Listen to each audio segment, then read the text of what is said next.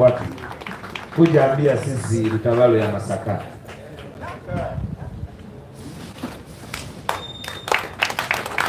Kazi yetu iko mingi sana. Awe kumata mtawe people power. Our power. Kunga Uganda yonanga ne Masaka ko iri kunga. Mr. President, our Deputy President, the Secretary General, members of Parliament, ladies and gentlemen, my name is once again Nyanzi Fred Sentam, the Sabakons of this party. I have good news, Mr. President, that our work is progressing well. We have done good work, and our mobilization structures are waiting for you in the next tour, Mr. President. And they are doing good work. They've been able to promote candidates. We are going to have candidates everywhere in the country, because when we were in Masaka, we thought we had some problems there, but we were able to do some good work there, and our people are vigilantly doing the work. Mr. President, sebo nze ripoti yakange katono nnyo ekisooka okugumya gwe obukulembeze bw'ekibiina n'abantu abawagira ekibiina kyaffe. You'll give us just a minute to adjust, and we have kino kye bayita okuteekateeka twateekateeka dda ddeeri NRM awo katebe ewaawo gocha. People power, our power, leaders must be visionary. Thank you.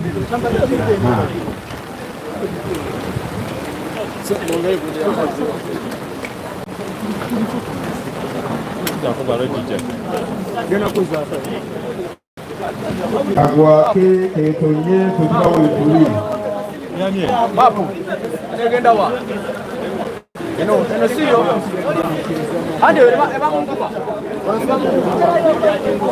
esoka kwata kale bero twebe kuya na kubulanyizibwa kuyo yani simba yoyo mwe simba This is the time, this is the time. Museveni agende, nebali banga meddeko. Nebali banga meddeko.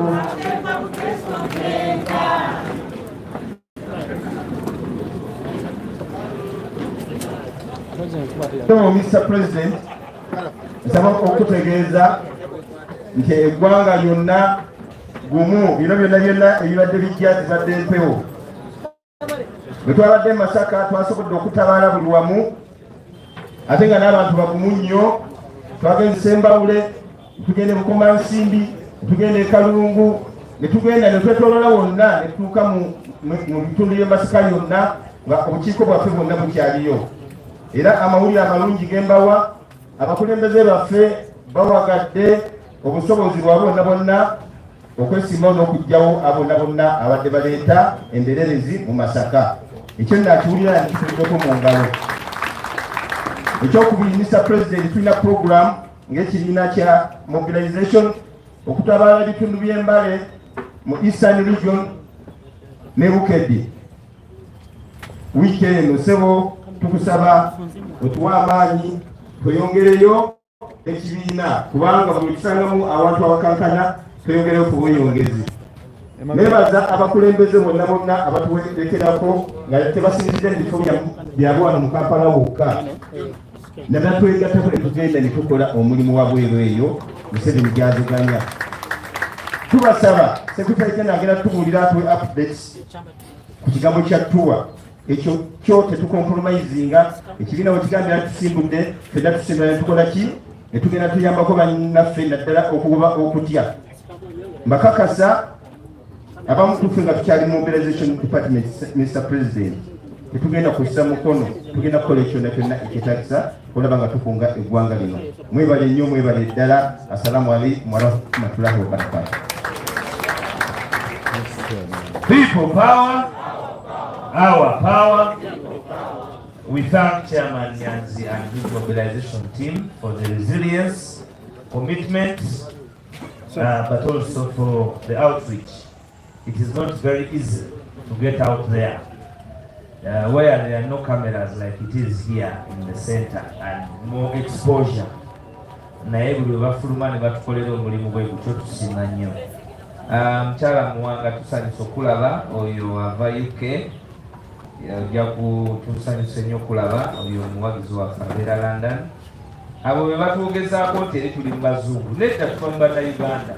Kuba bannayuganda bangi bawaŋŋangusibwa, bannayuganda bangi baava mu Uganda nga baagala okukomawo wano ewaka, naye ng'embeera eriwo ebalemesa. So bano bwe bati abamanyi ebiri ewaka benyigiramu, ate ne mutakoma eyo naye ne mwidentifyinga naffe mutuzaamu amaanyi.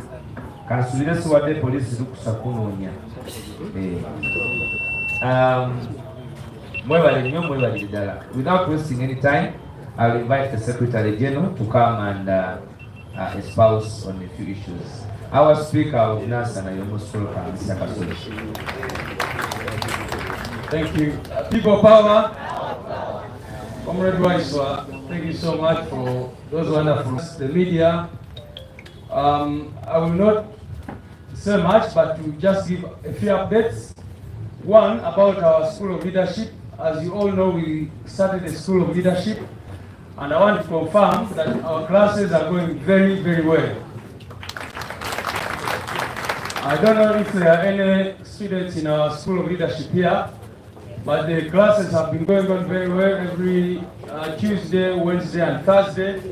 And we are continuing to ground our leaders, and we are also going to start inviting leaders in other places. Many people have been asking us, what about people in northern Uganda, in eastern Uganda, and those other places? We have plans of inviting all those leaders to come and they get training in whatever modules we shall be training them.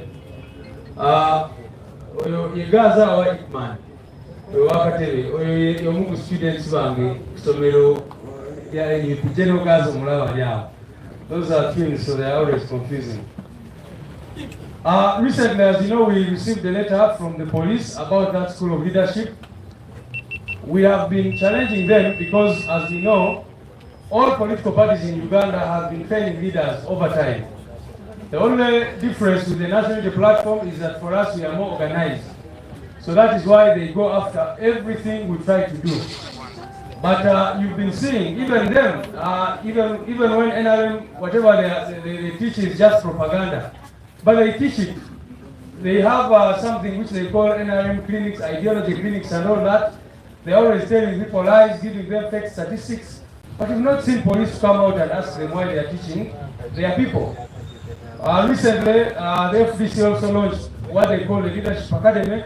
We did not see anybody come out to ask them why they do that. But every time it is NUP, they come in. First of all, I want also to confirm that during our first classes, we now know that they sent in police officers or detectives to know what we are teaching. So you can imagine, we are there in our classes and there are people there. And we encourage them to come and be trained. So because they also need that training, they also need to know the history of Uganda so that they avoid taking back the country where it is clear they want to take us. So the police and others, if they want, they can approach our office and get enrolled in the School of Leadership, and we also give them that kind of training. Anyway, yesterday we were supposed to meet them, and the meeting was postponed today, and after here we shall go and interact with them today afternoon. But we are determined to continue training our leaders, because that is one of the core mandates of the National Unity Platform as a political party. The second thing, ladies and gentlemen, today we had invited you to notify you about our nationwide tour, which was meant to begin on Monday next week. I'm saying meant because, again, you people have been seeing, and the media is here, you've been seeing all other political parties doing their activities in different parts. They do processions, they do whatever. The other day there was an illegal entity which you saw the tent collapse over and all that. But we've not seen the police come and say you people do not continue the activities and all that. Anyway, this morning we received a letter, because on Monday we were supposed to be in Gundibujo, Tuesday in Bushenyi, Wednesday in Kunjiri, Thursday in Tungamo, and Friday in Sinjiro. When we notified them about these meetings, today they wrote a letter to us inviting us for a meeting on Thursday next week and saying you cannot go on with your activities until we finish having a meeting with you. Now, there's a good saying in Uganda, Umulimba umwolekera mpaka kumulya. Kana. Olugero temulumanya ate. Now, we have decided to do the same thing. We want to take them on with their lives until, so the programs that were supposed to begin on Monday next week, we have decided that we are going to begin them on Monday the following week. But we shall still do those activities. We are just transplanting the entire program as it was, and we're going to do it from Monday the following week after interacting with them on Thursday next week. We know their intention is, of course, to try and make us lose time, because you can imagine the whole week is gone, because we were supposed to begin on Monday next week. But we do not want to give them an excuse to abduct our people, to do whatever they've been doing, the case they've been doing. So we have taken a decision that let us go, interact with them. We are going to, of course, try to ask them if we can do that meeting earlier. Because if you say that the investigations were complete, why do you say we meet on Thursday and not on Monday next week so that our programs continue? Whatever they say, we've decided we're going to go and engage with them and resume our activities. And we are going to, when we resume, we shall have resumed, and we'll try to move to as many places as possible in this country. Egange tebadde bingi olunaku lwa leero, ekisooka kwe kwebaza abakulembeze mwenna abali wano n'okutangaaza ku nsonga bbiri. Ekisooka, essomero lyaffe ery'abakulembeze ligenda maaso bulungi nnyo. Buli Lwakubiri, Lwakusatu n'Olwokuna abantu baffe abakulembeze ne bamemba bajja ne basoma. Era ennaku ezo tubadde overwhelmed by numbers. Era bw'otuuka ku geeti yaffe ogenda kusangawo abalina enkalala bw'oba toli registered, kubanga enamba zibadde nnyingi nnyo abaagala kusoma, so nga classes zaffe zikyali ntonoko. Naye inshallah tujja kusobola okugaziya ekifo kyaffe tubeere nga tusobola okusomesa ennaku esingawo. Nga bwe mwalaba poliisi yavaayo mu byafaayo bya Uganda, simanyi nti baali bakoze ekyo. Era ndowooza mulaba amaanyi NUP ge bataddeko ne bawandika ebbaluwa, twagala kutegeera. Bansaba ebintu bisatu. Babuuza essomero lyabwe lirina status ki, ntibabuuza essomero mulira abaliri awo. Ekyokubiri, musomesa biki? Kakati poliisi eyagala kumanya NUP lyesomesa abakulembeze baayo. Ekyokusatu ne babuuza nti twagala kulaba bwe baani abasomesa. Era wendi wano ndi musomesa, pulezidenti waffe naye asomesa, era abaana baffe abayizi baffe balina omukisa nti pulezidenti wano mu bizitezi ajja kukola ki? Kubasalako abasomese. Kaakati tubadde bakubasinkana olunaku lwajjo ne bongezaayo era olunaku lwaleero bwe tuva wano tujagenda naye tujja banyonyola ebyo bye mbagambye. Ekisooka, tulaba ebibiina byonna ebirala nga bisomesa bamemba baabyo, tetulabangako poliisi ng'evaayo ng'ebabuuza lwaki musomesa abakulembeze bammwe. Tubadde tutendeka abantu baffe, era oluusi tubatendekera mu hoolo eno nawala. Naye kati okuba nti National Unity Platform esazeewo nebeera nga kyekibiina ekisoose mu history ya Uganda okuteekawo essomero lyakyo, eyo achievement ebakubye wala ndowooza ne bafuna akatengo ne bagamba kati bayite bano. Era temwewuunya enkya bwe batandika okugamba nti bano batendeka barebo, simanyi bali mu subversive activities n'ebirala nga bwe baze bakola ebintu ebyo. Temulowooza nti kyankwanzi ya NRM. Ekyo no kitongole kya gavumenti bakiwamba nga bwe bawamba ebitongole ebirala byonna. Kubanga njogedde nti NUP yesoose, oli ayinza okulowooza nti kyankwanzi ate ekyo kyalibata ekitongole kya gavumenti bakiyita National Leadership Institute, naye bagiwamba ne batandika okusomesezaayo ebya NRM. Bwe baba nga baagala okusomesa ebya NRM baali badde batandikawo essomero lyabwe nga ffe bwe twakola. Era mwalaba mu mawulire bwe twamala kulonkinga essomero lyaffe, nabo ne bavaayo ne bagamba naffe tuli mu nteekateeka tugenda kuteekawo essomero. Eno ffe tetufaayo kubanga ffe tukulembera, abalala ne bakola ki?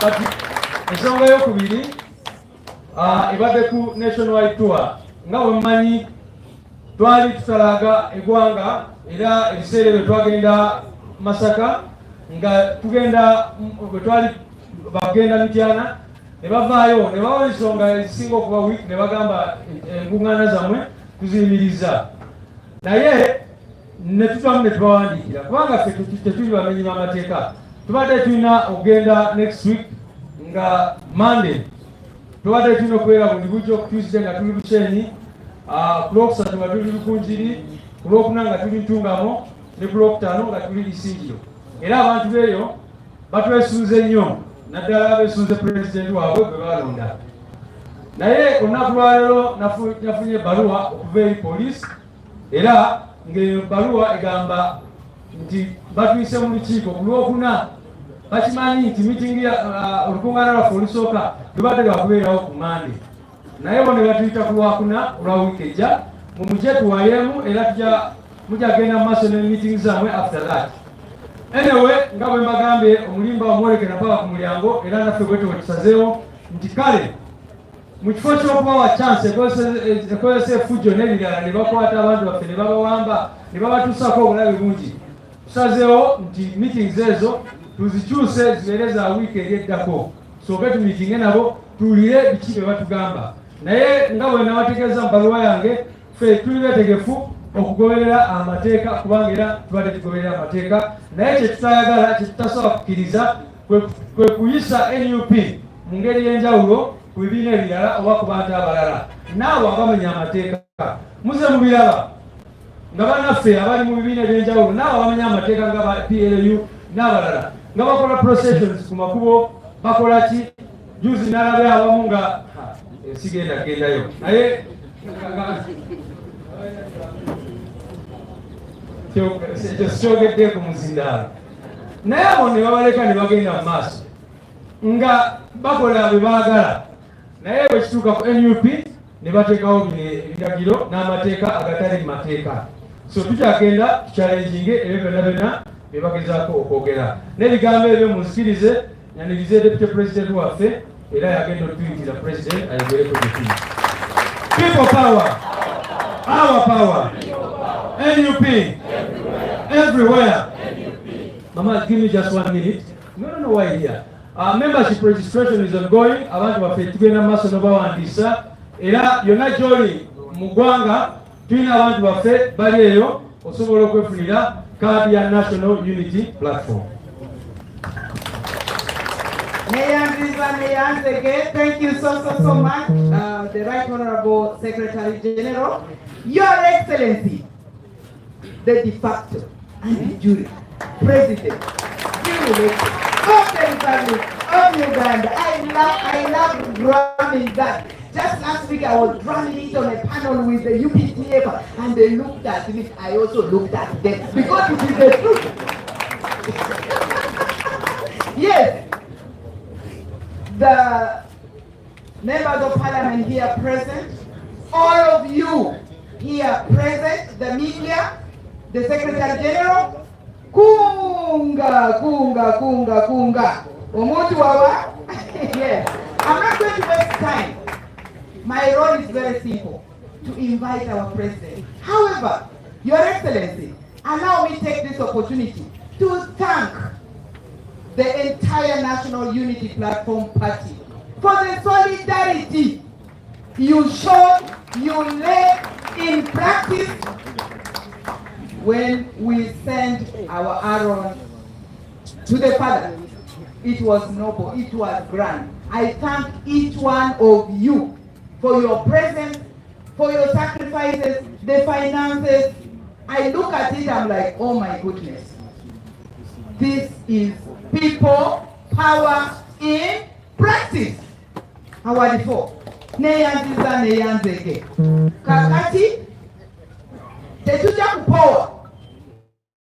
We are going to comply with the delaying tactics of the state excesses. That is not only police. It is the state at work. We will comply. As I stated earlier, we are still very young, vibrant, led by that vibrancy, and we will stretch them until at old age, you know, off layers, what they do. they slaughter them. So we will stretch them to that level. Hey, and this afternoon we will be going, as the SG has rightfully shared with you people. What is your role? Because I wouldn't want you to be spectators. What is your role in all this? 1, do not go back to your closet. 2, speak, speak, speak, speak, tweet, tweet, tweet. Just be visible. Act, inform us, encourage us. This is our journey together. It's not for the SG alone, much as he was the one summoned. It's not for him alone. It's for all of us. Let us participate. And I love our creativity. So on that note, and with a call to action, and with a heart full of gratitude, allow me, with his own dedicated song, invite that special, anointed, duly elected, de facto, President of the Republic of Uganda, Bobi, Bobi, Bobi, Bobi, Bobi, Bobi, Bobi, Bobi, Bobi, Bobi.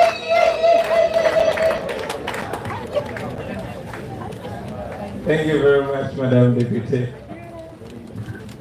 Thank you very much. People power! Our power! People power! People power! Our power! NUP!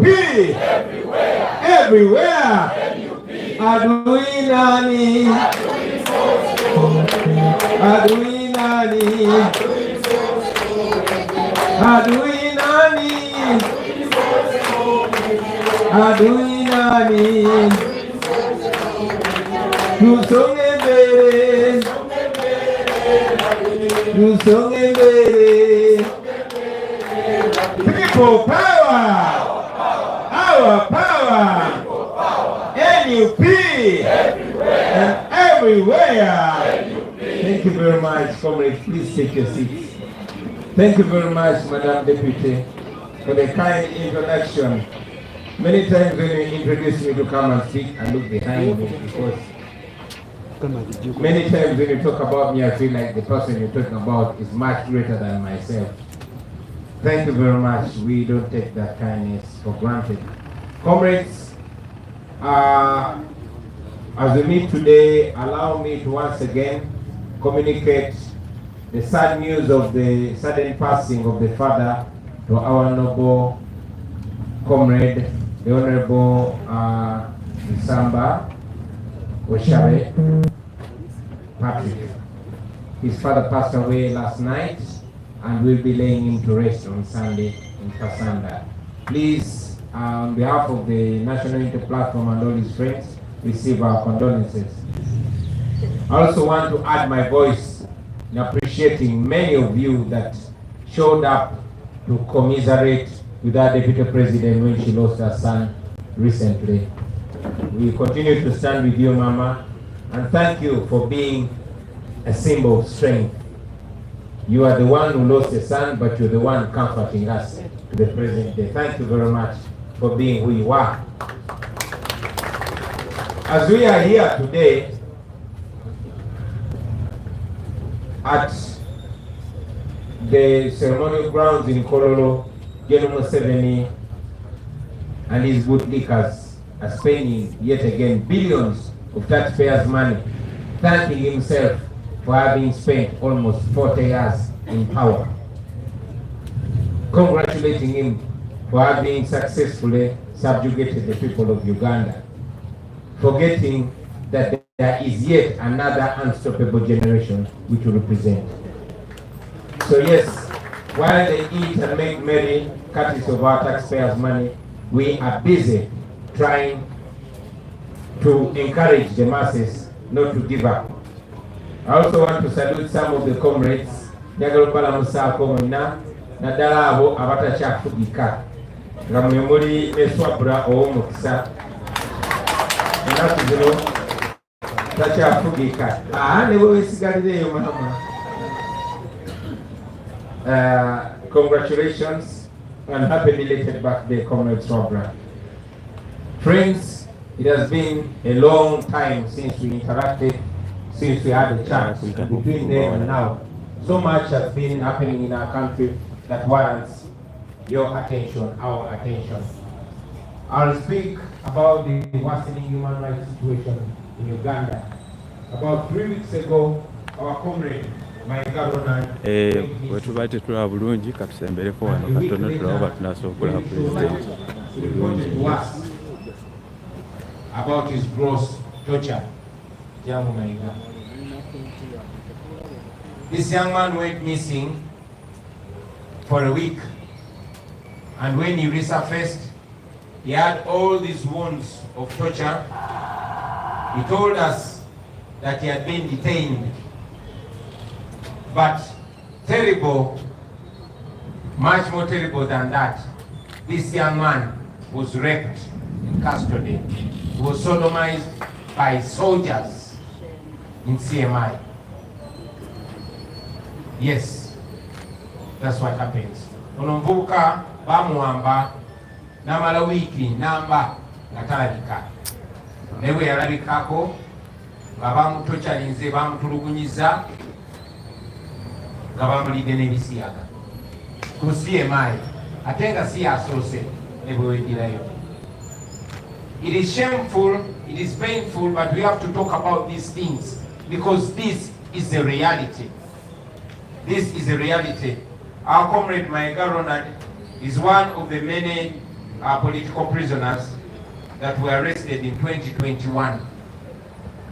4 of them, including him, were released by the court martial on bail. But many of them remain. There were 32 altogether, including Olivia Rutaya, who is still in prison. So my case of sodomy is not new. We have shown you young boys that have been sexually assaulted by soldiers in Ugandan military uniform in CMI. He recorded the same statement at the police escorted by our lawyers. But we still know that nothing is going to be done because this regime has weaponized sexual assault, it has weaponized sodomy, it has weaponized rape against women and men as a way of torture against members of the opposition. This week, former RCC, Ewan Anderson Burura, was detained. Apparently, he was harassing or annoying Madame Anita Mong. Interestingly, a few months ago, the same Burura was on the media all over, mocking the victims of torture. Those victims, Burura was on TV and radio, constantly mocking them and saying they are faking their stories to get asylum. Today, Burura is in prison on the same trumped-up charges.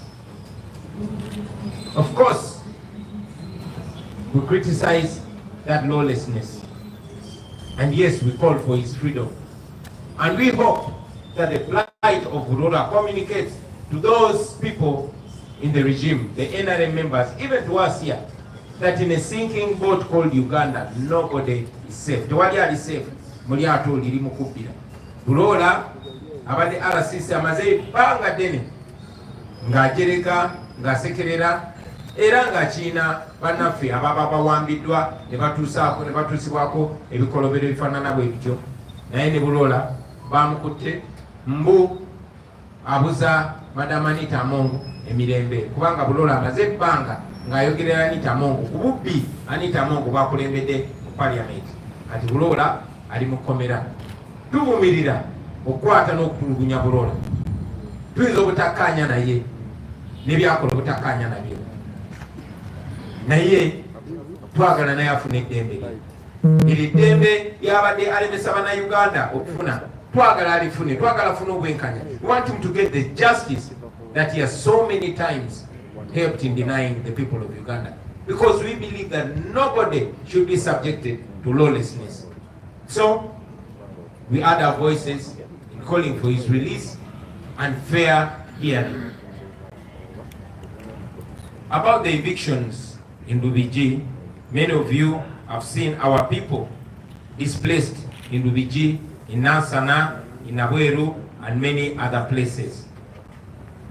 We are still concerned about the manner in which NEMA conducted himself, whether it is right or wrong. It was supposed to deal with these people in a humane way, giving them human dignity and taking into consideration their economic situation. Bagenze ne basengula ebikumi n'ebikumi by'abantu, families nyingi tebalina bwe basula, tebalina bwe basaluba, abamu nga balina n'abaana bato. NEMA kyonna kyegenderera oba ntuufu mu bigendererwa byayo oba nkyamu, kiri clear ti enkola gye yakozeemu ebintu bino tiyawadde ekitiibwa bulamu bw'abantu, tiyatunulidde na nyingiza y'abantu.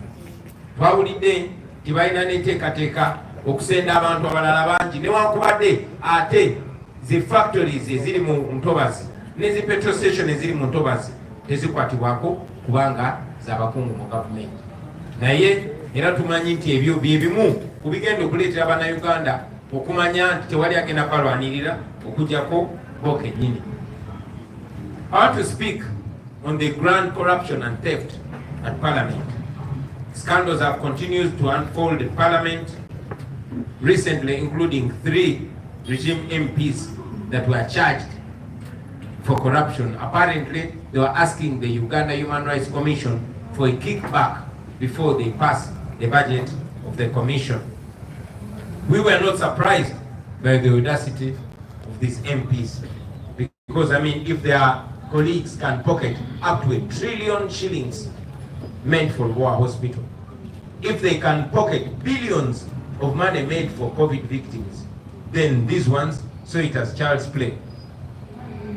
Museveni ordered a budget that was already passed to go back to Parliament. Not because he was angry about the corruption. No, he was only angry because he was outsmarted by his very MPs, because he saw that they stole more of public funds than himself. So he decided to send back an already passed budget. Now this should tell us more about zero independence of the 3 arms of government. I mean, if elected members of Parliament can be abducted outside the court and they are disappeared, members of Parliament, moreover from the ruling party, then all of us should be reminded of where we stand in this Uganda of today. Mulabye mwena obubbi obugenda maaso mu parliament. Obubbi obungi juzi ba MPs basatu aba NRM ekibiina ekiri mu buyinza wadde kyawamba buwambe basindikiddwa mukomera oluvannyuma lw'okusaba enguzi ekitongole ekirina okuba nga kirwanira eddembe ly'obuntu mu ggwanga nga tebanayisa bajeti yaabwe.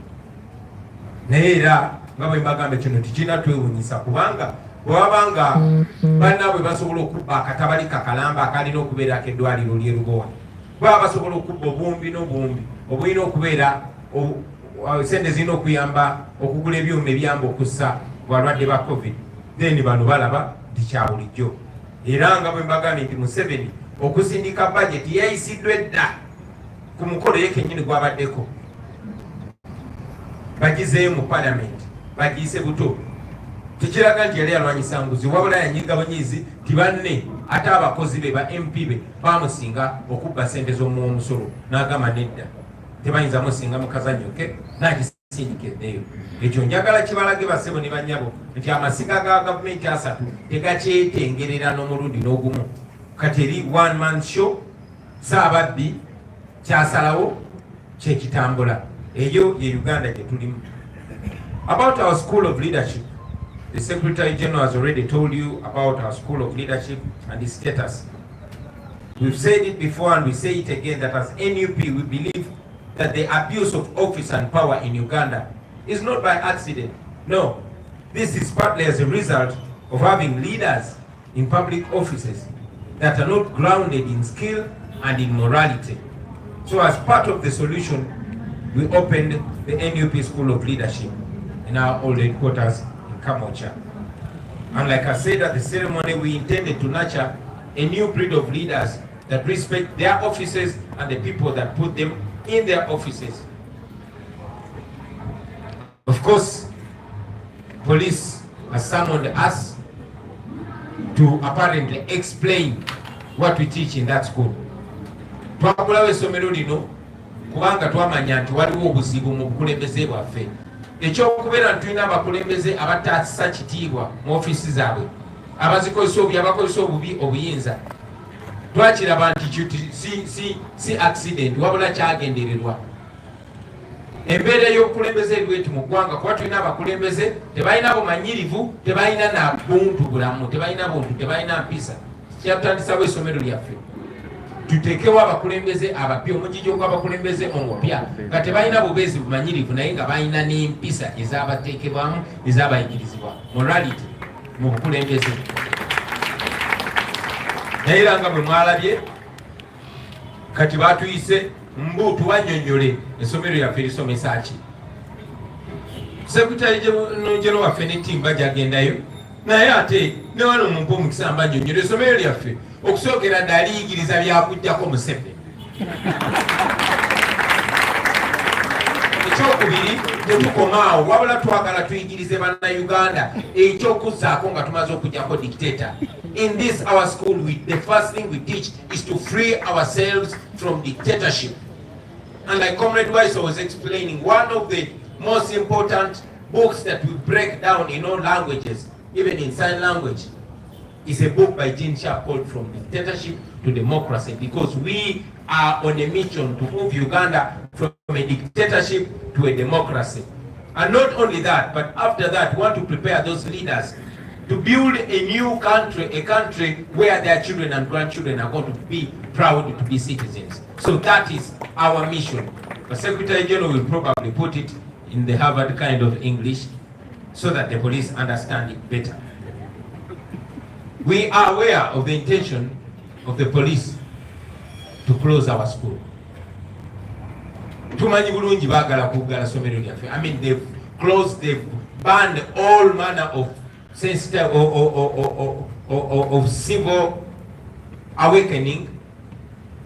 They even banned political education in schools. They prefer an ignorant population. So we know that they want to stop us. Of course they cannot, because whatever they do is illegal, and we always find a way of going around it. So it was important for me to inform you about this. And at the end of the presser, Secretary General and our team will go and meet them face to face and repeat this that we have said.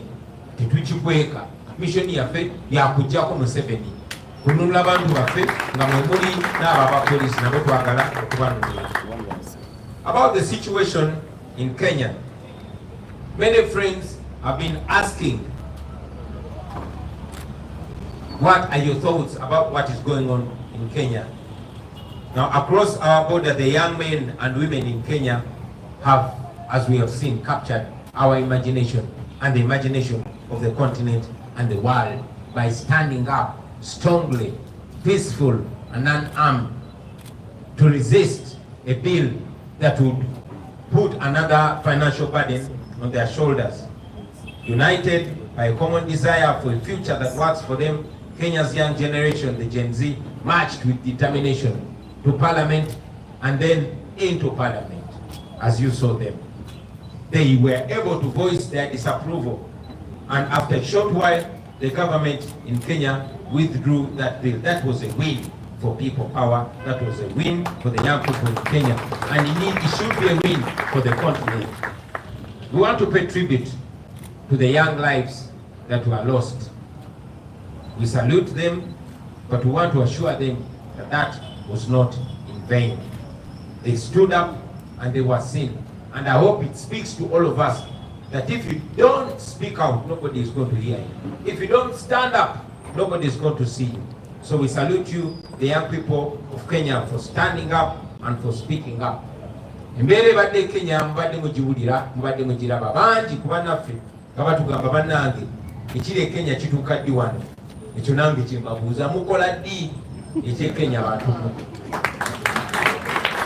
Abavubuka ab'e Kenya nga tebeeyawuddeemu, nga bali tribeless, bali religionless, bali partyless, sigamba nti eno kabila eno beeno, sigamba nti kino kibiina kino ba kino, sigamba nti eno ddiini eno beeno, naye basitukiramu ne bagamba ekimala kimala, ne balwanirira embeera yaabwe, ne bayimirira wamu,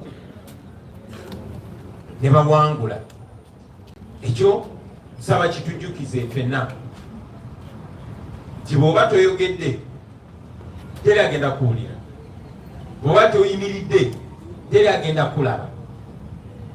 Muze mbiraba ab'e Kenya balina ensonga ntono nnyo okuyimirira okusinziira ku zaffe. Abasawo bavaayo ne bayimirira, ne bayimirira bokka, newankubadde embeera y'abasawo bw'ebeera embi, embeera ya buli munnansi ebeera mbi. Abasuubuzi bwe bavaayo bayimirira bokka, newankubadde embeera y'abasuubuzi bw'ebeera mbi, embeera ya buli munnansi ebeera mbi. Bawamba abantu baffe, abamu ne bavaayo ne bayimirira, abalala ne basigalayo. Naye ate batandika okuwamba abantu, bajja kuwamba buli omu. Nabagambye nti RCC eryasinga okwolereza ekiwamba abantu, naye bawambi muwambe. So njagala okubajjukiza bannayuganda bannange, tewali agenda kikola, tewali politician agenda kuvaayo bataasa okujjako mmwe kennyini. Tewali munaddiini agenda kuvaayo bataasa, oba mukulembeze mwa nnono, oba muntu yenna agenda kuvaayo bataasa okujjako mmwe kennyini. So mwe abavubuka ab'e Uganda, eno ensi yammwe, mulina okuyimiriranga mwenammwe abakulembeze. Obukulembeze kitegeeza kukulembera, okulembedde abantu naye obatwala wa? Gy'obatwala gy'oyagala okgenda, gy'obatwala weesiimisa. Zizenga kibagamba nti bwe mutakulembere bantu bajja kwekulembera, ate baneekulembera bayinza n'obbagaana okubagoberera. So mukisobola, ab'e Kenya kye bakoze mukisobola. Kasita mussa kimu, kasita mumanya nti tewali muwendo gwa ssente gwe bagenda kuwa amalwaliro gatereere, tewali muwendo gwa ssente gwe bagenda kuwa amasomero gatereere, wabula singa ffenna tuyimirira wamu ne bitereera kijja kuyamba ffenna. Eyo y'engeri yokka ekyusa embeera, kuyimirirawo, kwekalakaasa. Ekigambo kwekalakaasa bazze bakibagamba bagezaako kibajjamu, mwekalakaase. Bwe muli batemwekyanze tewali kye bagenda baweerera ku source. So you must rise up and stand. Temukkirizanga muntu yenna bawula mawanga. Olw'embeera eyo buli weetuuka, Museveni abaddenga nnyo smart ng'ajjayo kaadi ya tribe, ng'agamba oli wa kabira eno nawe oli wa kabira eno, ate nammwe nga babawula bwe batyo, ng'ajjayo kaadi y'eddiini. Bwe kigaana ng'afuna abamu ku mmwe ng'abagula, muzze mubalaba ng'agula abamu ku mmwe basobole okubadaivatinga. Agenza ayingira mu buli organization kebeera eddiini, abayingiramu n'abakolamu ekiwayi, mwe muli b'ejjindi ne mwe muli b'ejjindi, oba muli basiraamu abayingiramu muze mubiraba, oba muli bakatuliki abayingiramu n'abalwanaganya, oba muli balokole abayingiramu, omukono gwe guli buli wamu.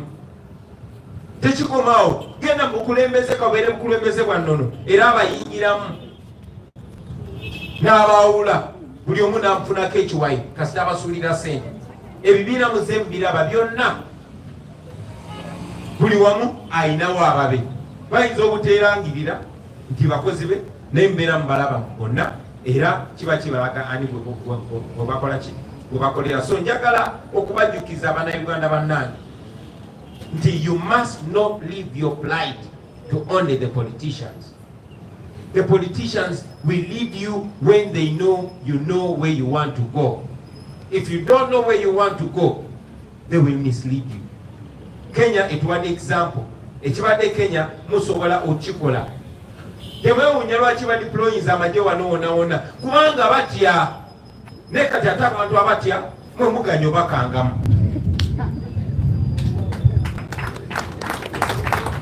So ziramu okubajjukiza nti kisobokera ddala. Temutulinda. Nedda. Museveni kye yakola akwata abakulembeze.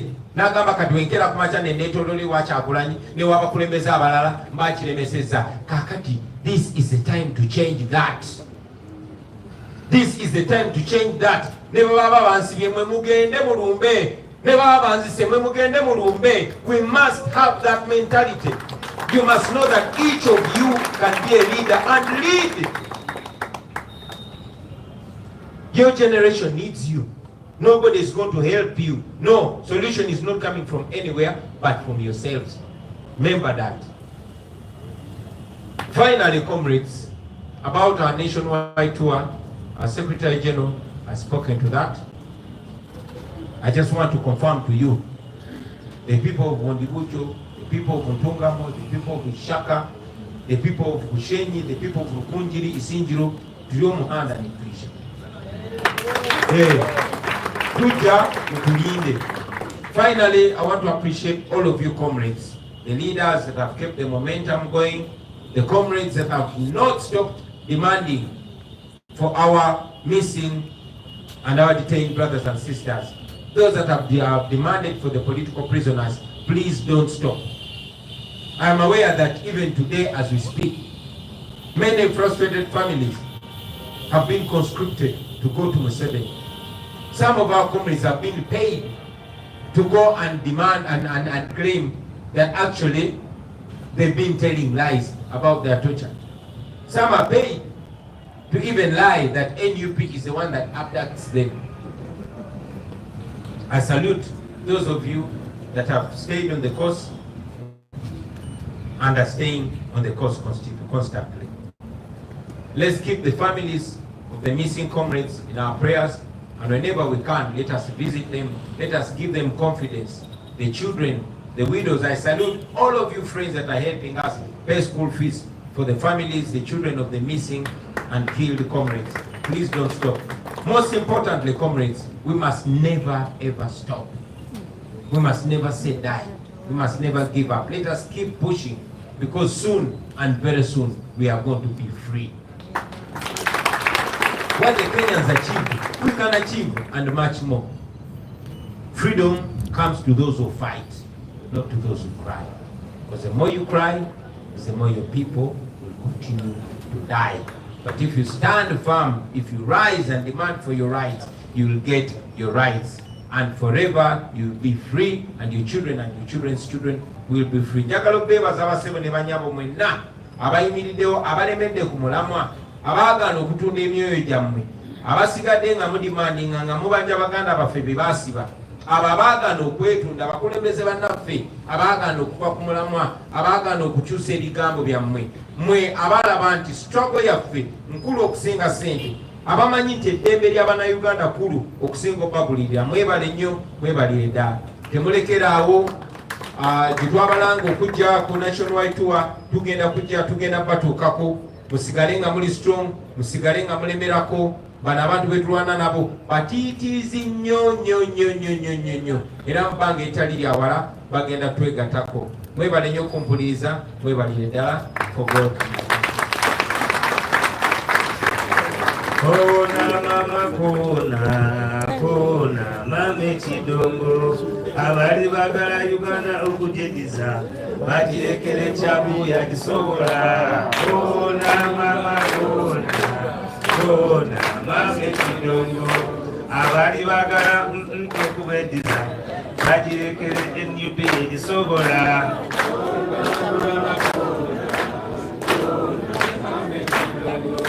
abali bagala busoga okujediza mugirekere ngubi yakisobola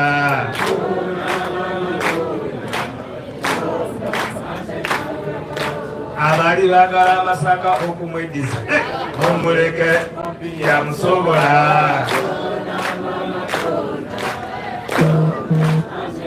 people power our power ali tulabisa nga tuyingira mu kibuga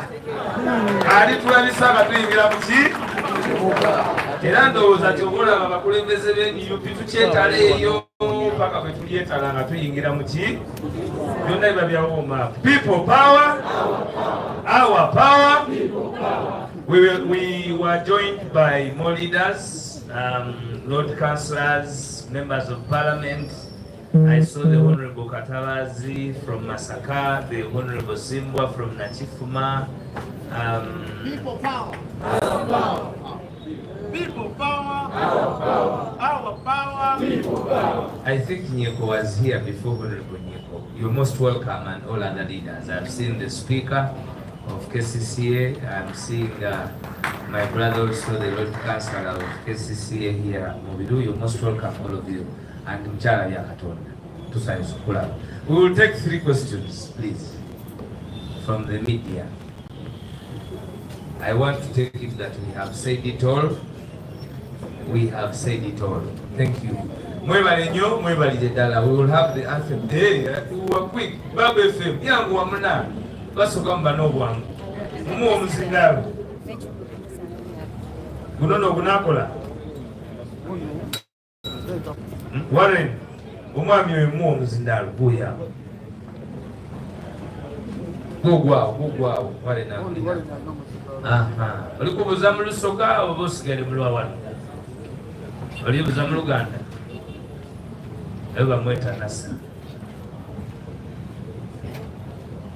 Let's be quick, please.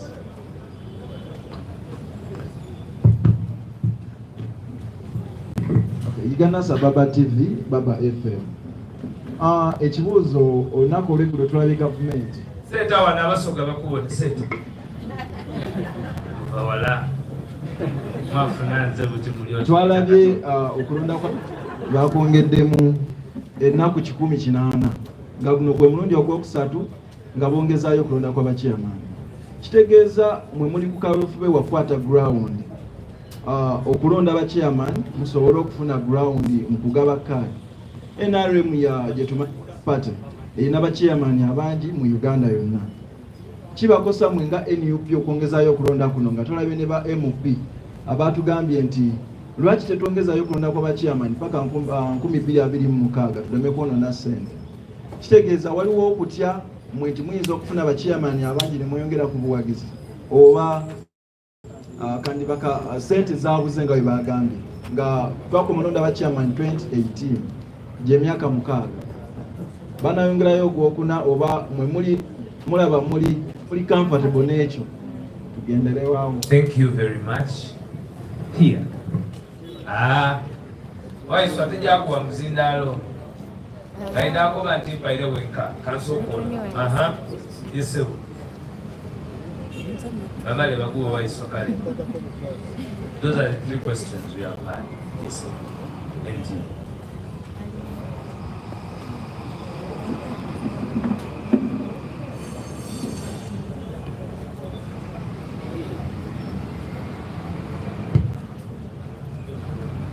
First, give the gentleman of NTV. Okay, why so you asking?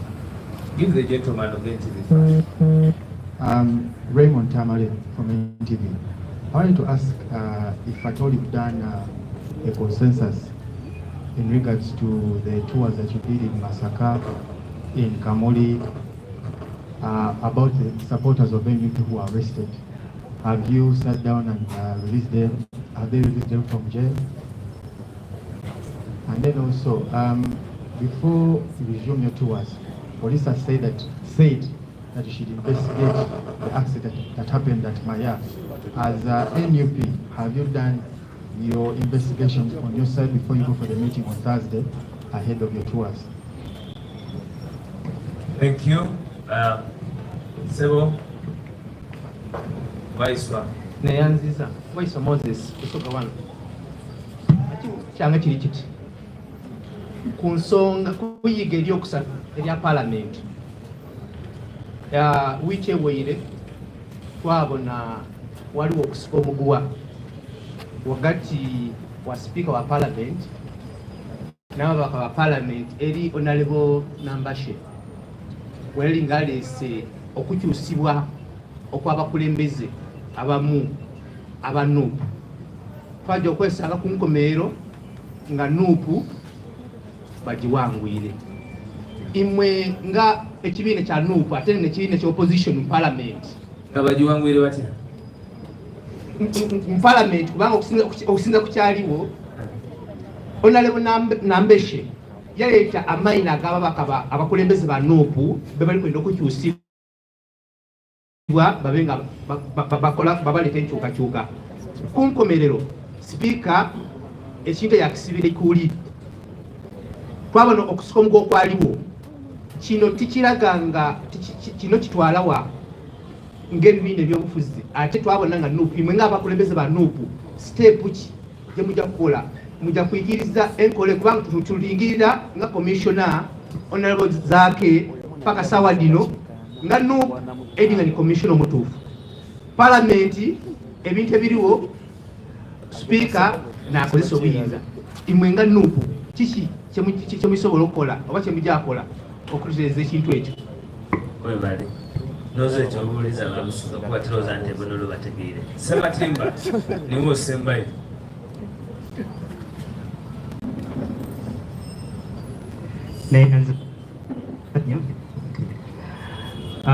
ekibuuzo ekyange tulabye nga abamu ku bakulembeze abamu ku bakulembeze b'ekibiina kya NUP abafuuka endiga ezaabula balina ate ebigambo ebyogerwa eri abakulembeze n'abamu ku bawagizi b'ekibiina kya NUP nga babayita abanywi b'enjaaye gye batambulidde ku mikutu gy'ebyempuliziganya egimu n'abantu baba basisinkanye nga bannakibiina kya NUP abakulembeze zino endiga ezaabula ezigenda zitambuza mesegi efaanana bwetyo bwebaka ki bwe muziwa They're playing Sewo Sematimba. Nze mbeera ku program gye bayita n'amwatulira yogera nti gundi yagambye bw'ati nesiza nnyo kwagala kuzza amayinja bakasuse Apple. Sebo njogerera ddala ku yali vice president eyali deputy president mukulu Mpuuga wamu ne mukulu Abedi Bwanika. Okay, mwebale nnyo mwebale ddala kakati nze sijja kuddamu bibuuzo ebyo nga bakama wange webali mujja kunsanga gye mbiddira mujja kubiddamu kati munzikirize mpite mutu wawatu asooka addemu ekibuuzo kimu ekyaba chairman then nzije baddiremu kiri ekyomusoga biri tulina kwagaana neere omanyi wayiswa nali chairman wa LC1 kati ebintu ebyo mbimanyi nnyo engeri gavumenti gyebadde ekozesa bachairmanyi bano era gavumenti eno ewalizibwa nnyo okulemesa akalwako okubeerawo kubanga ebbanga lyonna badde babakozesa nga abakozi baabwe ng'ate abantu ababalonde bali mu local government tebalina kukolera kibiina mu registration ya NRM mujjukira bulungi nnyo bakozesa bachairmani abo nga balina access ku national register kati bino bibadde bewaanawaana nti bawezeza abantu miliyoni mmeka 18 bakozesa bachairmani abo ne bagenda ne bakoppa mu national register ne bateeka mu kitabo kya NRM balina abawagizi so tebalina ki wagizi so that's why the regime is very hesitant in fronting all putting LC1 elections because those chairmen have access to the national register. They use them to feed in their registers so that they can raise the numbers. And secondly, they manipulate them during elections. They are missing your chairman yabo okuba obululu. Nolekyo ekyo tugenda kiteekako pressure nene nnyo era akaluuka bwa chairman akajja tugenda kukunga to make sure nti no abo bonna abakyamu tubakyusa mu kalubu ako. Mwebale nnyo. People power. Honorable Matov Charles is also with us. Musilo, most welcome.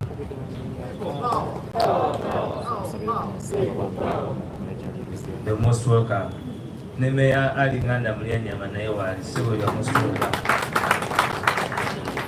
Elo sitegede kuwero kwa uye. Onangu nyonyo. Ekibiina kya National Unity Platform kiri mu mateeka era bye kikola Waiswa kigoberera mateeka.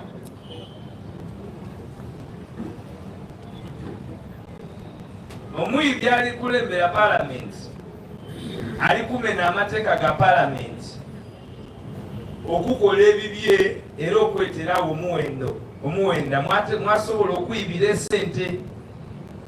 So okuloba obukulembeze bwa National Unity Platform bwe bukyusisa mu Parliament. You remember very well nti bwe bakyusa amapenduzi Anita Amongo Yaroba. But when the NRM discovered that even the husband Magogo is a thief, they chased them from the committee and they accepted. Even the husband was chased from the committee. Magogo. Aoya Ikiriza. But because NUP is the light, is the hope, is everything. I know when Lugana, Agana, Minyamachi, Mateke Chokubidi.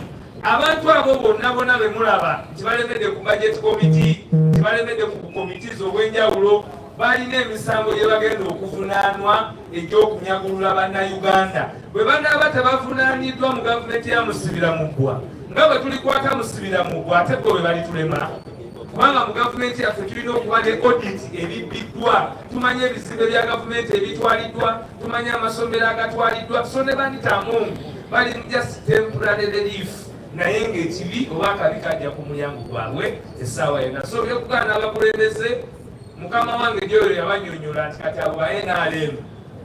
Nze mpulira abantu ng'oyo yayogedde ku Walagi ne ŋŋamba naye lwakuba obudde bwe obw'olweggulu aba papa kugenda mu bifo bimu bankubira amasasi sijja muddamu.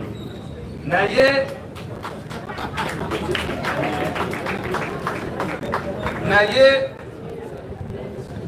mu nkola ey'abantu abalala wandibaddewo okumanya nti abantu bwe bayita abantu balina okuba n'ebigendererwa bye bakoze eki bye bayimiriddeko ne bakusindika okukuuma oluggi, ate gwe oluggi n'olukyusa n'olumenya n'otandika okutuula ne bali bagambye nti tebayitawo naawe ne weejovaana. Ebyo tetubikiriza mu NUP. Era abo be mulaba nga baagala ebifo, banga atoli komishona akugamba tayagala bifo, naye ate nga toli komishona yalemeddeko kiki komishona, kubanga ye aba akolera Museveni abatakolera National Unity Platform. So abo abantu bwe batyo tetubawa nnyo budde wanvu. Mwebale eno mwebale ddala okumpuliriza kandete sekretary gye nayogera emuli. People power. Mali congratulations omulekera omuzindaalo. Ekibuuzo kyengenda first of all ka emphasizing ekibuuzo kyamanya kyazeemu. NRM of course eri deliberate okulaba nga obululu bwa LC1 tebugenda mu maaso. Si lwa kirala kyonna kyonna, just batya ekigambo kye bayita people power. Kyova olaba bwe ba announcing nga tugenda kufuna women councils ne balaba nti tuli organized nnyo, baziyimiriza. Bwe bamala oziyimiriza ne bateekawo LC1. Kati bakyamaana baliwo mujjukire baalondebwa nga NUP tenakola ki, tenatongozebwa. So batya nnyo bamanye ekisobola okubeerawo singa tubeera n'obululu olunaku lwa leero. Bakimanyi nti eggwanga lyonna kubanga akakalulu kazibu kubba si nga kali ke babbira mu bokisi, kubanga bateekawo sisitimu ey'okola ki, ey'okusimba mu mugongo.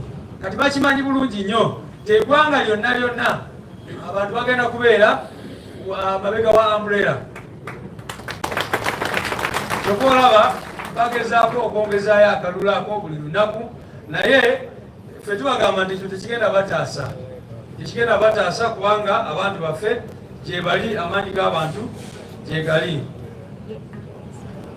Ekyokubiri kibadde ku nsonga ya Nation Waituwa. Omukulu wa NTV yabuuzizza conditions ezimu ze baali bataddeko. Nga bwe kugambye bagambe tugende meeting, era mu baluwa yaabwe nga bwe kiraba bagambe nti investigation zaabwe zaggwa. Tebanatuwaako kopi naye tujja kulaba biki bye basanga mu investigation zaabwe. Naye ffe twavaayo ne tubabuulira stand yaffe ku nsonga eyo. Muze mulaba almost wabeerawo emikolo eminene oba gyorganizingiddwa ebibiina by'obufuzi oba ebirala, abantu accidents zibeerawo. N'abawedde ekyokulabirako juzi nalaba abamu tenti ng'ebakuba nga bali eyo, nga tebavaayo ne bayimiriza kuŋŋaana zaabwe abantu kubanga tenti egudde oba kitegeera. So abo abantu byonna bye bagezaako okukola bakimanyi nti tebiri mu mateeka. Finally jagadde okutangaaza ku nsonga eragira ddala obufere n'obulimba bwa gavumenti ya Museveni. Era kandabe abantu abali mu tente eno bameka be baabala bwe baali bakola census. Bwere bamazima baba bakubalateekayo omukono. Namwe ndowooza mulimu abatonotono bebeze kuba baabala. Kati waliwo ng'omu nawe bakubala n'oyo kakati olaba nze tebambala n'abantu bebatabala bebali ludda wegamba tebakubala okiraba olaba abantu bebatabala naye ne bavaayo ne bagamba nti kakati tumaze okubala bannayuganda tuvuddeyo nti bannayuganda bali 4,500,000 kakati eyo kibalage nti byonna ekyo ndowooza ye sample kyebe wadde okulagira ddala obulimba bwa gavumenti ya Mwami Museveni bwebaali ne bagamba nti economic growth by this percent obulimba bwebaali ne bagamba nti kati bannayuganda million west ne west ezirina emirimu obulimba bagezaako buli kiseera okufokinga statistics mukitegeera bannange so fe bino bwe bavaayo ne bagamba nti balina miliyoni 18 era ne bagamba nti over 50% y'abannayuganda bali wansi wa myaka 18 kati ne balaga nti almost bonna abantu abali above 18 years of age nti majority abo bonna bali mu kitabo kyabwe kya NRM bananga abantu balimba kubanga bakolera mulimba saabalimba kwegamba obalaba nobabuuza lwaki wakiri temulimbalimbayo kati nontono naye tekyebereka saidi yaabwe gyebali era mulabe omulala yali alimba nnyo yayogera ku munyenye kati yagenze muyitako era simanyi bulimba kikwagenda okutwala eyo omukulu naye bonna bayingira ku mulimba abasinga so ffe tetukiririza mu statistics zaabwe kubanga tukimanyi bulungi nnyo zibeera fake babeera bajasi bagezaako okulaga nti abantu babalimu ate nga bakimanyi bulungi nti abantu tebabalimu mwebalire ddala ndoza ebibuzo ebirala bya president. Thank you. Okay, I'm not sure whether questions are only supposed to be answered in Uganda because media has problem understanding Uganda.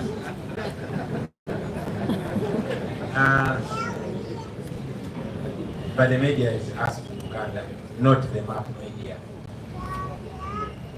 Ndoza nja kwogera ku bintu bibiri ekisooka aba NRM bablockinga ffe okukyusa abakulira obukiiko bwaffe bwa parliament newankubadde bo baayiwa obukiiko bwabwe bwonna olw'ensonga y'emu ya buli bwanguzi bo ne bayiwa obukiiko bwabwe bwonna naye ate ne balemesa obwaffe okubuyiwa basebo ne banyabo obuyinza bwe mutuwa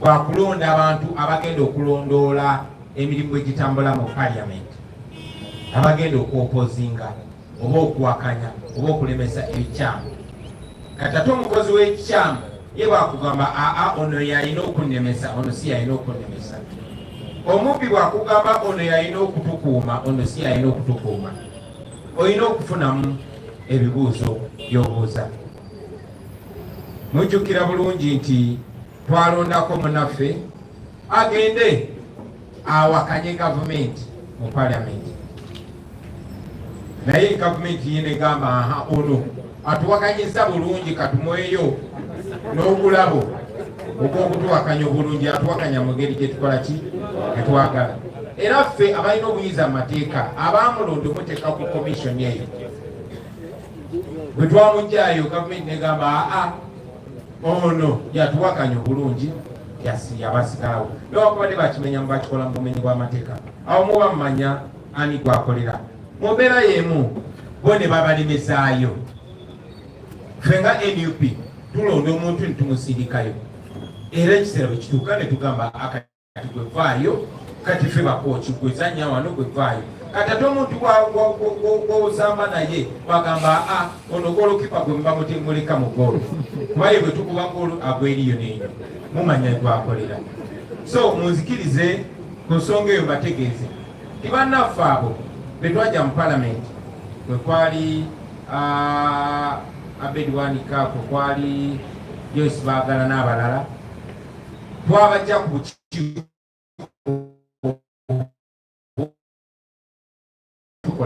naye ate aba NRM ne bagamba nedda bano betwagala ekyo kitegeeza ki so abo tebakolera ffe basebo ne banyabo wabula bakolera aba NRM abaabalemezaayo yagadde kibere very clear nti tuvuganya ne bali be babbi.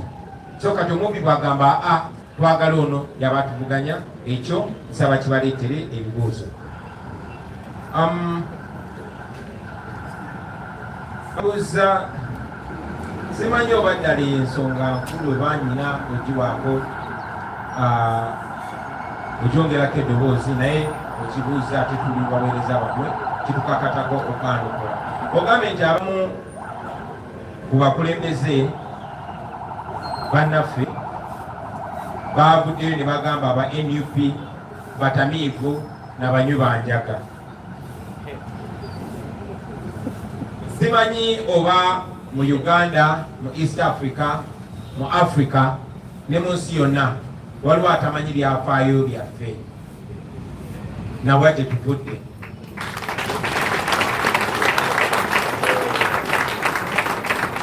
Era simanyi oba aliwo abatatugoberera, naye namwe nsaba mwebuuzeemu nti gurupu y'abantu abakulemberwa Kyagulanyi b'omanyi obulungi nojja n'obeegattako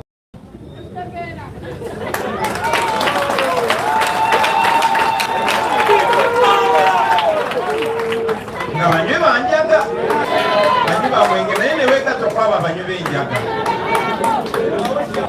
ne bakulonda obeere deputy president obeere ng'oli mumyuka w'oyo munyubaki era nokkiriza era nosanyuka bulungi nnyo. Abo abanywi b'enjaga ne bakulonda ne bakuwa lead of opposition nobeebaza ababaki abo abanywi b'enjaga era ne bakulonda ne bakufuula commissioner era nokkiriza naye ate bobba ne bagamba kkiriza mu bubbi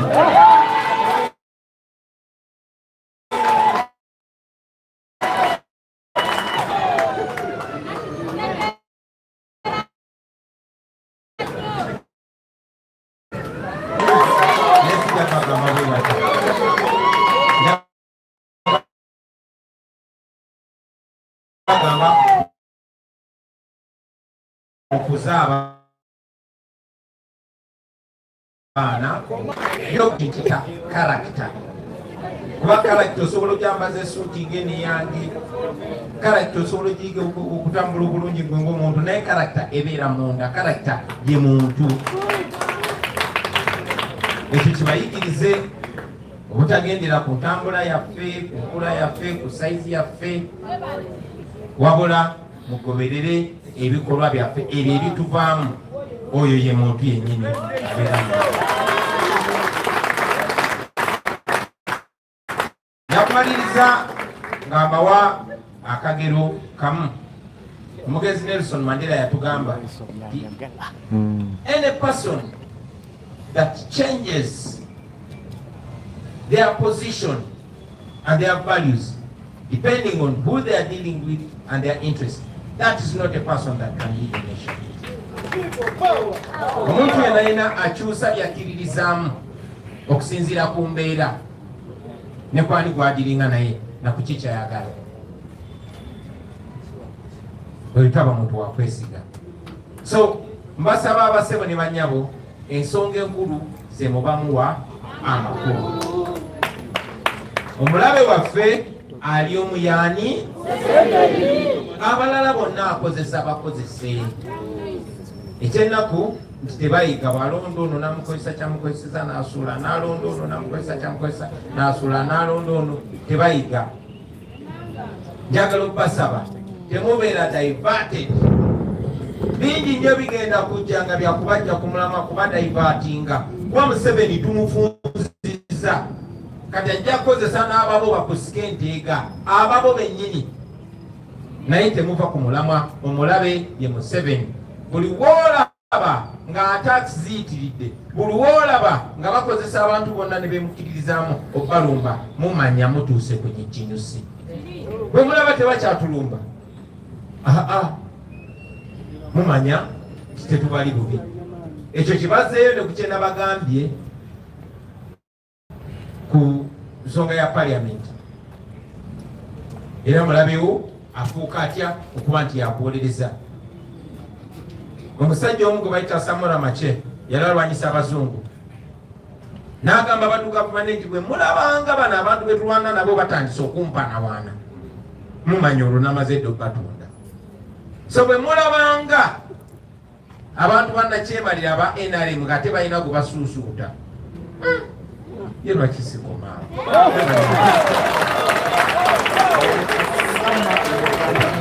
People power, our power, people power, NUP everywhere.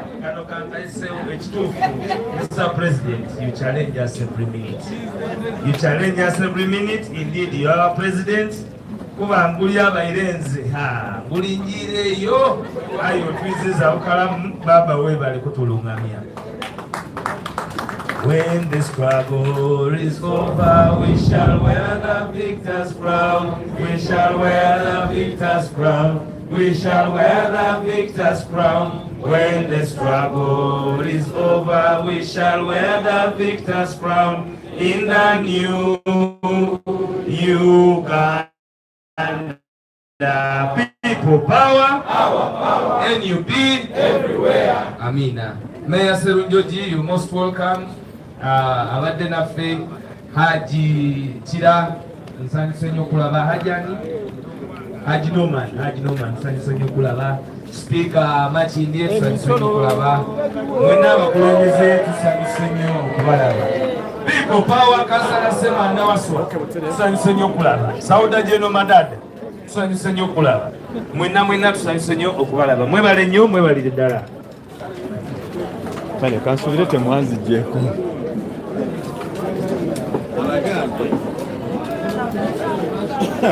Mukam sana kwayo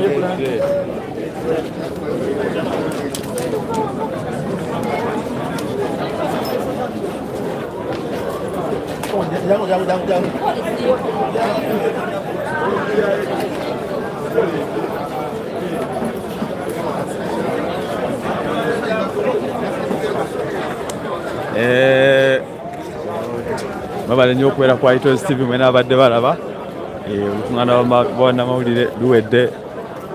Mwebale nnyo mwebalire ddala.